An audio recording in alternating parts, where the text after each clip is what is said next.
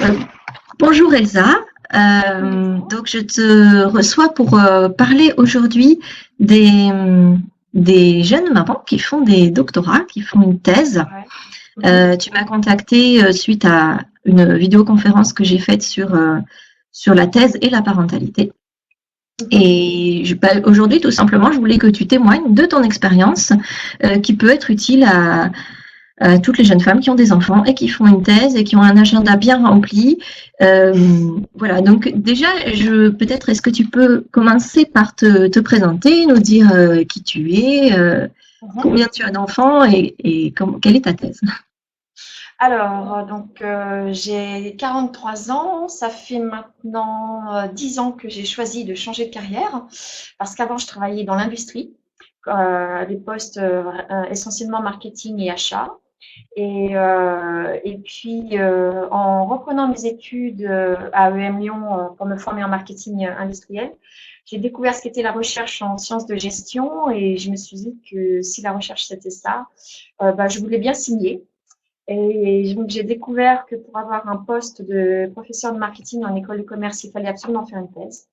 Et c'est pour ça que je me suis lancée dans l'aventure. Alors, pas tout de suite, parce que j'ai quand même pris 2 ans pour enseigner, pour être sûre que c'était un métier qui me plaisait, parce que pour moi, c'était une reconversion professionnelle très importante, hein. Le monde de l'entreprise et le monde des écoles, de l'université, ça n'a rien à voir. Donc, du coup, bon, je voulais être sûre de mon projet. Et donc, pendant ce temps, j'ai rencontré aussi d'anciens professionnels qui, comme moi, ont changé de carrière et ont fait une thèse pour vérifier que ce soit possible aussi. Parce que faire une thèse à 25 ans et faire une thèse à la quarantaine, bon, j'imagine que c'est pas du tout la même chose. Donc, tu as Et beaucoup puis, travaillé en amont sur oui. ton intention, ta motivation. Ah oui, oui, oui, oui, oui, oui, oui, oui, oui, parce que j'ai bien compris que se lancer dans une thèse, ça va bien au-delà d'un simple projet professionnel, hein. C'est un projet de famille, de couple, déjà à la base. Ah, Donc, ah. j'ai d'abord voulu valider avec mon compagnon, qui est devenu mon mari, qu'il était d'accord, qu'il se rendait bien compte de l'investissement que ça représentait et qu'il serait là pour gérer l'intendance avec moi. Oui, Euh, ça c'est important. à l'époque, on n'avait pas encore d'enfants, mais c'était clair que, voilà, après le mariage, il y aurait un projet de famille. Donc, du coup, voilà, je voulais valider ça avec lui parce que, enfin, clairement,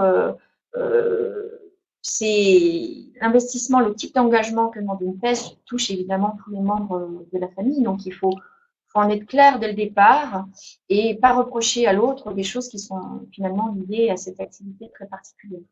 Hmm. Donc voilà, donc j'ai vraiment pris le temps de tout bétonner, on dirait, en termes professionnels, hein, d'avoir vraiment des bases très solides avant de m'engager vraiment dans le processus lui-même.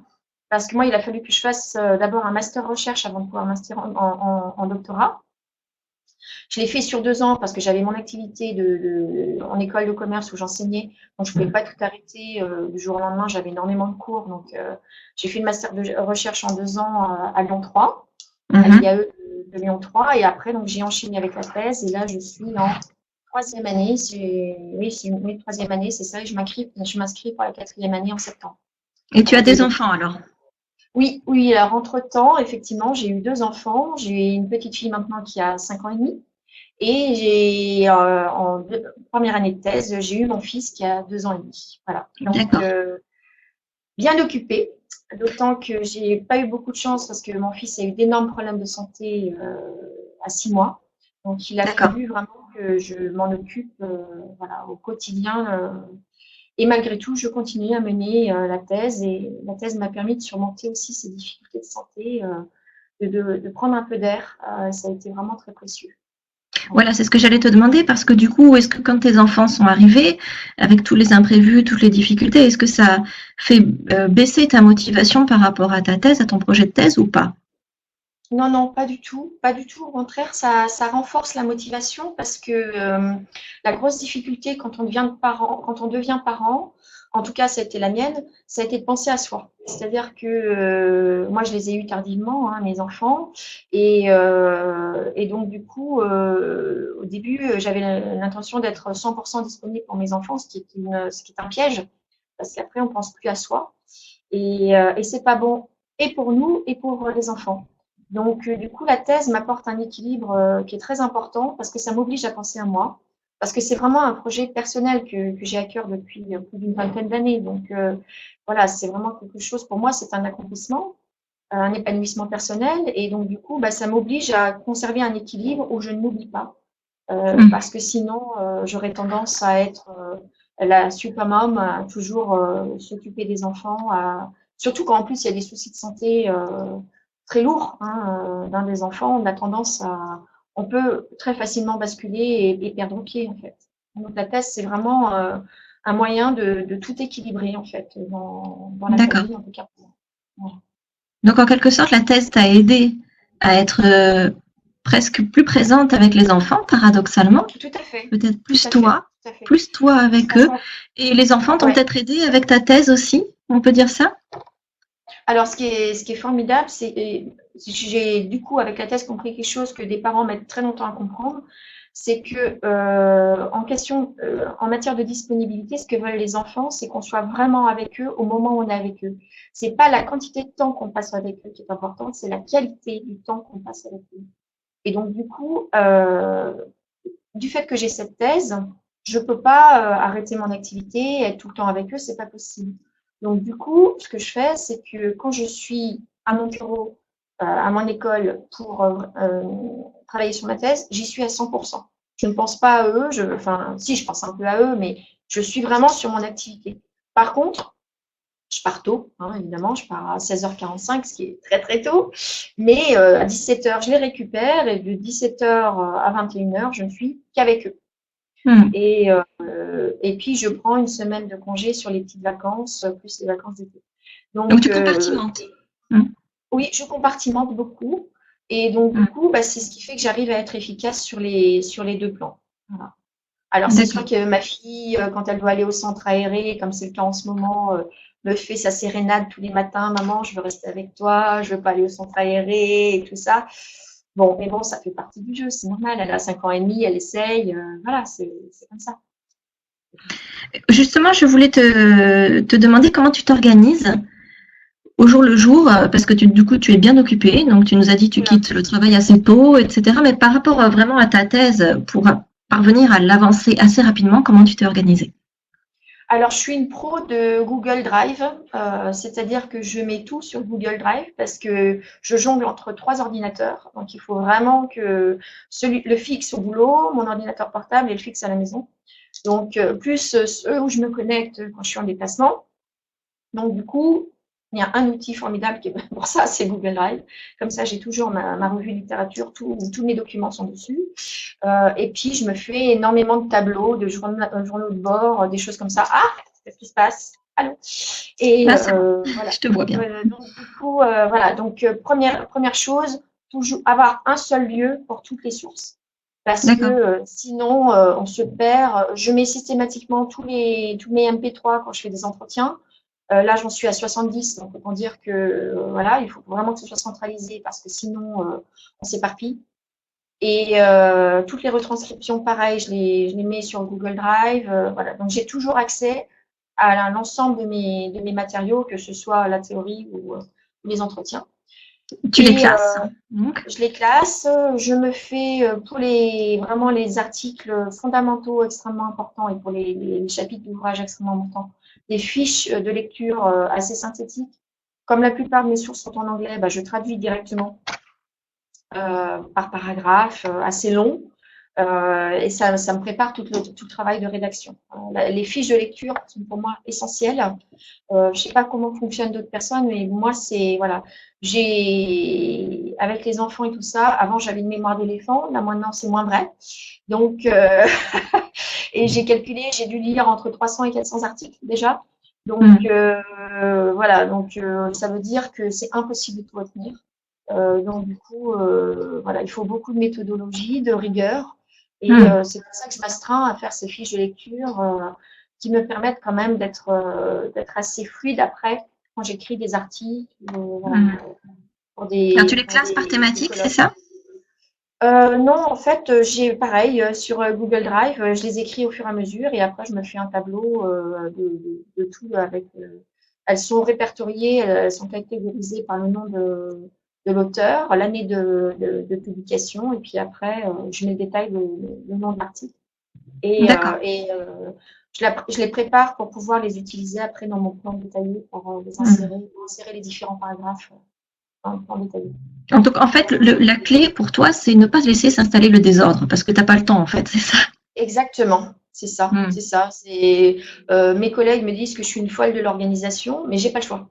J'ai pas le choix parce que j'ai mes 2 enfants, dont un qui est handicapé, donc il faut que je m'en occupe quand même plus que d'un autre enfant. Et puis, il y a cette thèse et je suis quand même assez exigeante avec moi-même, donc je veux vraiment faire quelque chose de qualité. Je sais que c'est un simple exercice pour certains, que ça permet juste d'avoir une position dans l'entreprise, mais moi, je le vois pas comme ça. Donc, voilà, je veux avoir quelque chose qui me ressemble, donc quelque chose de qualité. Et tu m'as dit aussi, tu utilises des agendas, des journaux de bord, comme ça, des méthodes d'organisation? Oui, Ouais. oui, pareil. J'utilise Google Calendar parce que ça me permet de synchroniser mon agenda sur mon téléphone portable, sur l'ordinateur. Donc voilà, j'ai toujours un agenda actualisé où je mets tout, c'est-à-dire les rendez-vous professionnels et les rendez-vous privés. Et je partage avec celui de mon mari pour qu'on ne se trouve pas dans qui récupère les enfants à quel moment, quoi. D'accord. Comme ça. Et pour les tâches de la thèse, donc tu le mets aussi dans cet agenda-là? Est-ce que tu planifies comme ça le...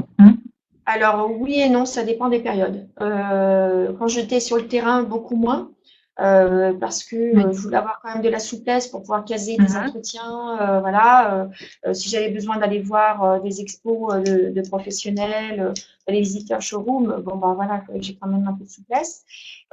Plus j'avance vers la rédaction de la thèse, maintenant je suis dans la phase de traitement des données, d'analyse des données.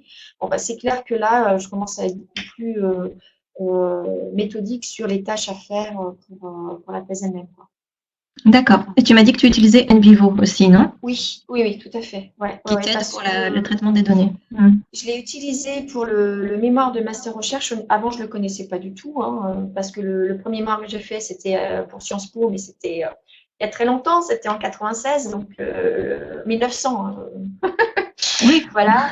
Et donc, du coup, je m'étais tapé tout à la main, hein, comme on faisait à l'époque. Et pour le master recherche, j'ai utilisé NVivo et ça change la vie. Hein. C'est vraiment la même chose. Quoi. Parce que, du coup, quand on a besoin d'écrire un article, on fait une extraction et on retrouve les verbatims en fonction des nœuds, des catégories qu'on a créées. Et c'est vrai que c'est top, quoi. Hein, au niveau de l'analyse des données et puis le fait de pouvoir revenir dessus régulièrement, ça permet aussi de les relire avec un nouvel œil et de pouvoir mieux les exploiter, en fait, voir des dimensions à côté desquelles on était un peu passé dans une première lecture. Donc, première et deuxième lecture, parce qu'en fait, on les lit tellement souvent, c'est verbatim qu'au bout d'un moment, on a l'impression de dormir avec eux. Mais voilà, c'est au niveau de, quand on fait du quali, c'est vraiment un outil très intéressant. D'accord, donc vraiment, moi, ce que j'en retire, c'est ne pas hésiter à être actif dans son organisation, à rechercher des outils. C'est pas forcément les mêmes outils que toi, chacun peut avoir des outils différents, non. mais en tout cas, rechercher des outils. Pardon, excuse-moi. J'ai des collègues qui fonctionnent avec des cartes conceptuelles. Moi, je ne fonctionne pas du tout comme ça, mais je sais que pour ces personnes-là, ça fonctionne très bien. Donc, à chacun de trouver les outils qui lui correspondent. Voilà. L'essentiel, c'est d'être, je dirais, actif dans cette recherche-là, pour bien s'organiser. Je voulais te poser une dernière question. Moi, j'ai parmi les doctorants que je suis, les doctorantes qui ont des enfants, des jeunes enfants, je sens souvent de la culpabilité à faire la thèse parce que c'est un projet personnel, c'est un projet qu'on fait un peu par passion. Je voulais savoir, moi, en t'écoutant parler, j'ai l'impression que cette culpabilité, tu l'as évacuée assez rapidement. Comment ça s'est fait? Comment tu as fait ça? En fait, moi, je me souviens de l'époque où ma mère avait décidé d'arrêter de travailler pour s'occuper de mon frère et moi, et c'est la période où elle a été la plus triste. Et je me suis dit, jamais je ferai ça pour mes enfants. C'est-à-dire que je sentais bien que sa vie professionnelle lui manquait. Et donc, du coup, quelque part, pour moi, ça a été une chance parce que ça m'a évité de tomber dans le piège justement de la culpabilité. Et encore une fois, je pense que le message qu'il faut faire passer aux jeunes doctorantes qui ont un projet d'enfant, c'est que un enfant ne compte pas. C'est pas la quantité de moments passés avec lui qui compte, c'est vraiment la qualité.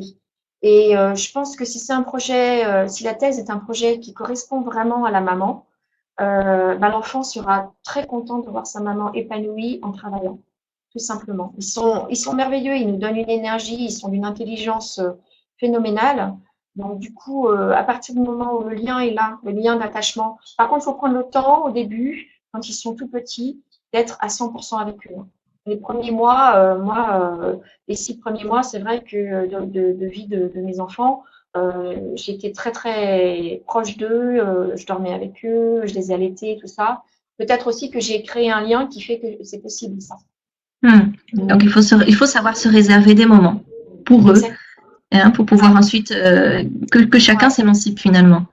Tout à fait. Et puis le nerf de la guerre après, c'est que pour que tout ça fonctionne bien, il faut avoir une nounou dans laquelle on a entièrement confiance. Perso, moi j'ai tout de suite compris que la crèche, ça n'irait pas parce que ça ne m'apporterait pas la souplesse dont j'avais besoin pour la thèse. Et franchement, le choix de la nourrice est capital dans la réussite de la thèse. Parce qu'elle élève les enfants avec nous. Hein. Faut pas l'oublier. Tout à fait. Le mode de garde est vraiment indispensable. Essentiel. Essentiel. Ouais. Tout à fait. D'accord Elsa, écoute, vraiment je te remercie pour ces mots et merci pour tout bon courage pour la fin de ta thèse. On peut te dire que continue comme ça, continue comme ça, parce que tu es sur la bonne lancée. Merci beaucoup Elsa. Merci beaucoup, bonne journée.